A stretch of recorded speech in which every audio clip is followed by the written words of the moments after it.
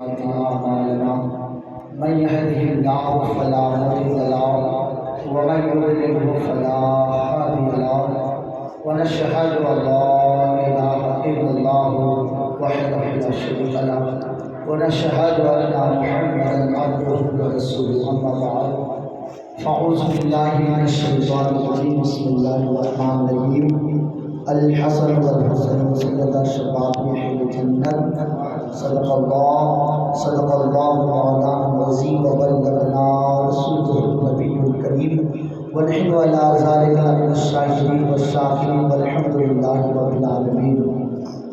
بعد توحید کے متوالوں، شمع رسالت کے پروانوں، غوث اعظم کے دیوانوں، اولیاء کے طلبگاروں، سرور کونین سلطان الدارین جد الحسن والحسین، صبح کائنات کے شمس الضحیٰ، شام کائنات کے بدر الدجا، محمد الہدیٰ صلی اللہ علیہ وسلم کی بارگاہ پہ اسمنام میں عقیدت کے ساتھ، محبت کے ساتھ جھوم جھوم کر کے درود شریف کا نذرانہ پیش کریں. صلی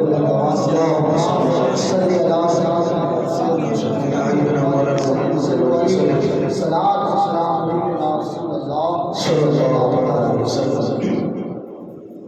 میرے پیارے آقا صلی اللہ علیہ وسلم کے پیارے پیارے میں آپ سب کو مبارکباد دیتا ہوں. ہماری اور آپ کی بہت بڑی خوش نصیبی ہے کہ اللہ رب العزت نے امام حسین کی محفل میں بیٹھنے کے لیے اللہ نے توجہ دیا. یہ ہماری بہت بڑی خوش نصیبی ہے کہ امام حسین کی محفل میں سب کے رب میرے پروردگار نے بیٹھا اور اپنے مقدس گھر میں بیٹھا جس کے بارے میں میرے آقا فرماتے ہیں کہ اگر بندہ مومن اللہ کے گھر میں صرف بیٹھ جائے، کچھ نہ بھی پڑے، صرف بیٹھے رہے، تب بھی اللہ اسے ہر سانس کے بدلے میں 10 نیکی عطا فرماتا ہے. سبحان اللہ. یہ تو حسین کی محفل ہے. ہم تو اللہ والوں کی یاد میں بیٹھے ہیں، نبی کی شان میں ذکر کرنے کے لیے بیٹھے ہیں، اللہ اس کے رسول کا ذکر سننے کے لیے آئے ہیں. پھر اللہ تبارک و تعالیٰ اس محفل پاک کے صدقے سے ہمیں کیا انعامات عطا فرمائے گا یہ تو میرا رب جانتا ہے، اس کے محبوب جانتے ہیں. اب آئیے حصول برکت کے لیے 2-3 شعر آپ کے سامنے میں پیش کرنا چاہوں گا. آپ سماعت کریں، محبت سے کہتے ہیں سبحان اللہ. شاعر فرماتے ہیں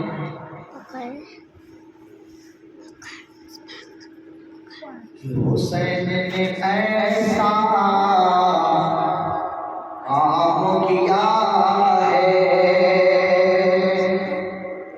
حسین نے ایسا کام کیا ہے، دونوں جہاں میں نام کیا ہے. حسین نے ایسا کام کیا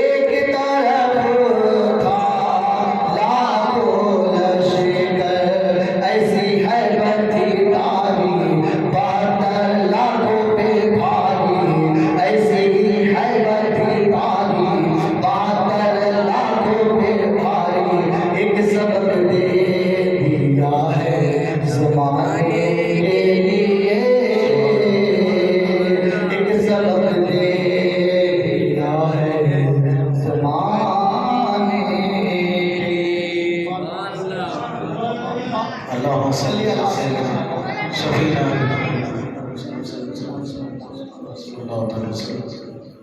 جو پچھلا عنوان میں نے پیش کیا تھا کہ میرے آقا نے فرمایا کہ میرے صحابیوں، میرے غلاموں، اگر تم میں سے اگر کوئی یہ چاہتے ہو کہ میں کسی جنتی کو دیکھوں اور جنتیوں میں اگر کسی نوجوان کو دیکھنا چاہتے ہو تو میرے حسن و حسین کو دیکھ لیا، کیونکہ یہ دونوں جنتی جوانوں کے سردار ہیں۔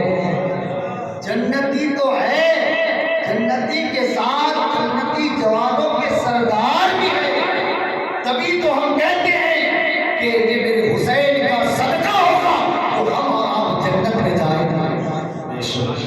میرے دوستو بزرگوں، جو میں نے آپ کے سامنے جو شعر پیش کیا، حسین نے اپنے نانا جان کے وعدہ نبھا کر آپ نے اپنے آپ کو شہید کر دیا۔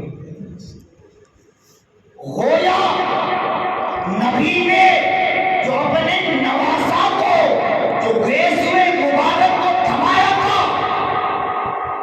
تھمانے کا مطلب یہ تھا کہ اسے مضبوطی سے تھام لے، ایک وقت ایسا بھی آئے گا کہ یزیدی تیرے قدموں پہ دولتوں کی انبار رکھ دیں گے، تخت و تاج رکھ دیں گے، حکومت رکھ دیں گے، لیکن ساری حکومت کو چھوڑ دینا، لیکن میرے دامن کو کبھی نہ چھوڑنا۔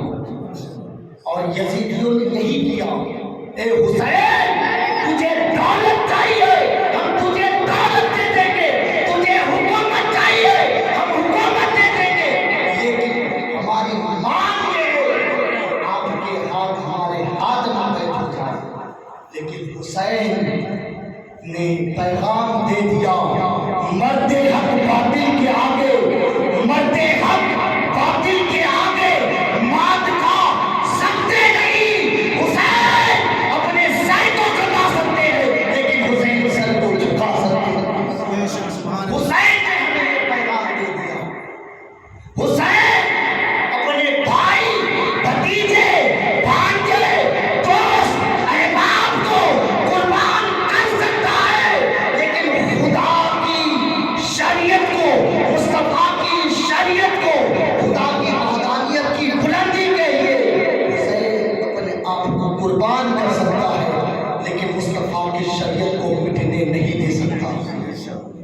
اور ہم امام حسین کے غلام ہیں، چاہنے والے ہیں، تو پھر ہمیں بھی شریعت کی تحفظ کے لیے، مصطفیٰ کی شریعت کی حفاظت کے لیے ہمیں بھی چاہیے کہ ہم ہر پل، ہر لمحہ، ہر گھڑی جو ہے اسی تاب پہ رہے کہ ہماری موجودگی میں کبھی بھی کوئی شریعت پر کوئی انگلی نہ اٹھا سکتا۔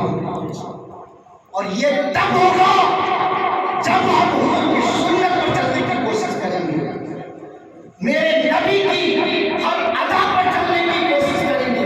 جب مصطفیٰ کی سنت پر ہم چلیں گے تو پھر یاد رکھنا کسی کی مجال نہیں ہے جو شریعت پر کوئی انگلی ڈال سکے۔ لیکن مسلمانوں کا حال یہ ہے کہ سنت پر عمل کرنا تو دور کی بات ہے۔ اللہ اکبر، ہم سے فرض ادا نہیں ہوتا، ہم سے 5 وقت کی نماز ادا نہیں ہوتی۔ ہمارا حال یہ ہے، بڑی افسوس کی بات ہے۔ اس لیے فرض کے ساتھ ساتھ سنت پر بھی عمل کریں۔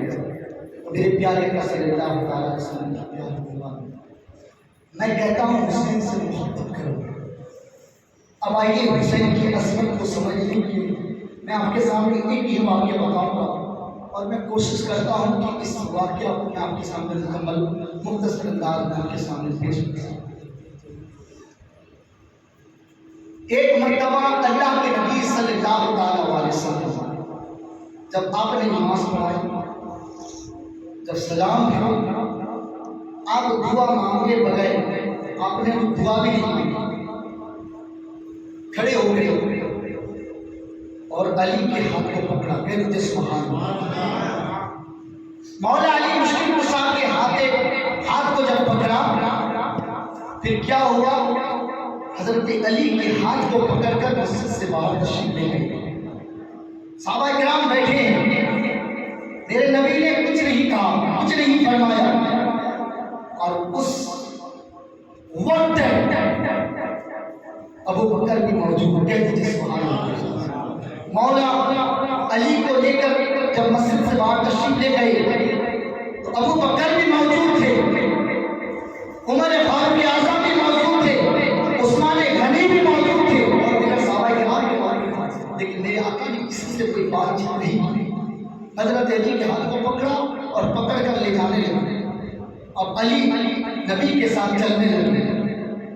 چلتے چلتے چلتے چلتے کیا معاملہ ہوا کہ اب میرے نبی نے اپنے راستے کو بدل دیا۔ کہتے ہیں سبحان اللہ، میرے نبی نے اپنے رخ کو بدل دیا، راستہ بدل دیا، مولا علی کے گھر کی طرف جانے لگے۔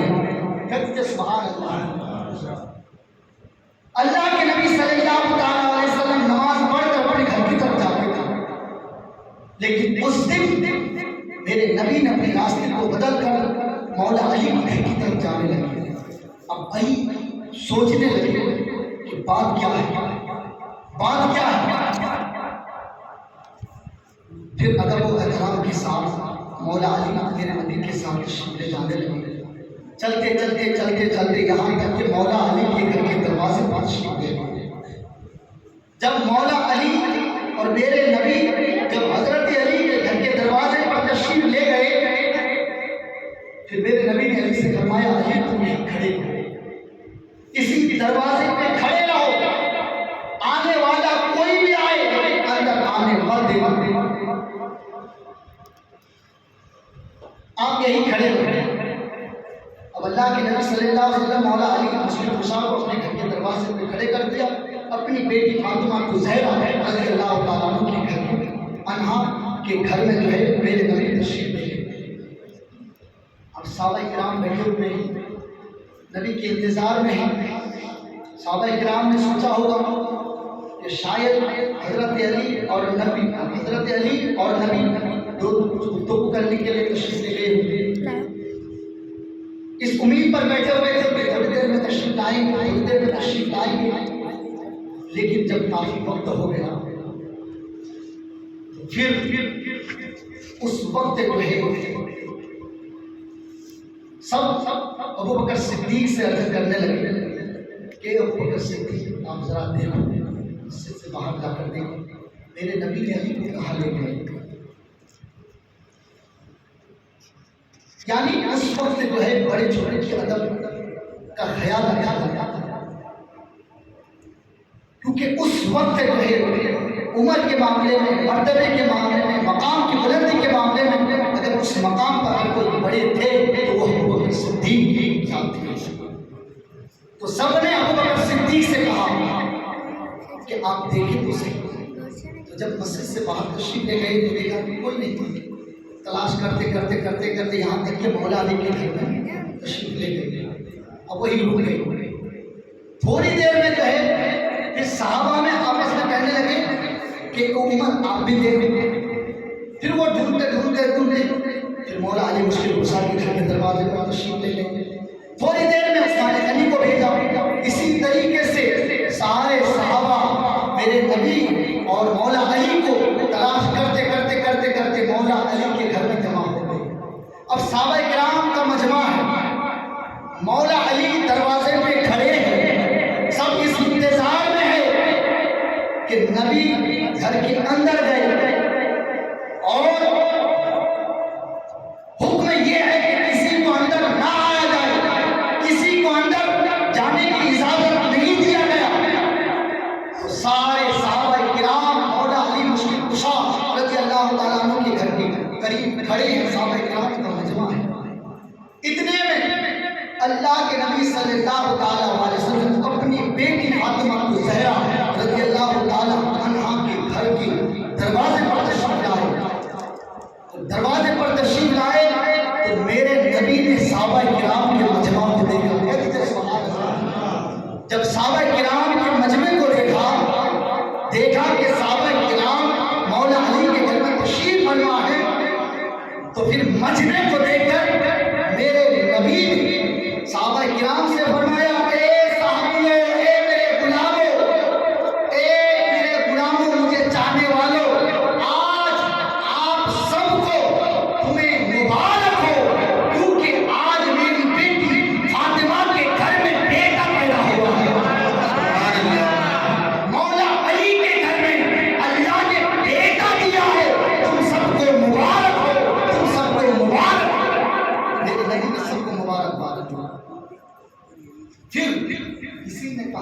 رسول اللہ ہم کی تلاش کرتے کرتے یہاں تک پہنچے اور کافی دیر تک ہم یہاں کھڑے ہیں اور اس امید پر کھڑے ہیں کہ کیا معاملہ ہے، کیا ماجرا ہے، یا رسول اللہ کیا بات ہے، اتنی دیر لگ گئی۔ تو میرے نبی نے صحابہ کرام سے فرمایا میرے صحابیوں میں کیا بتاؤں، اللہ نے علی کے گھر میں جو بیٹا پیدا کیا، جو بیٹا پیدا ہوا ہے، اللہ رب العزت نے آسمان کے سارے فرشتوں سے فرمایا فرشتوں جاؤ جاؤ، آج نبی کی بیٹی کے گھر میں میں نے بیٹا دیا ہے، سب جا کر مولا علی کو بیٹی فاطمہ کو جا کر مبارکباد دیا۔ میرے محبوب کی بیٹی کو مبارکباد دو، مولا علی کو جا کر مبارکباد دو۔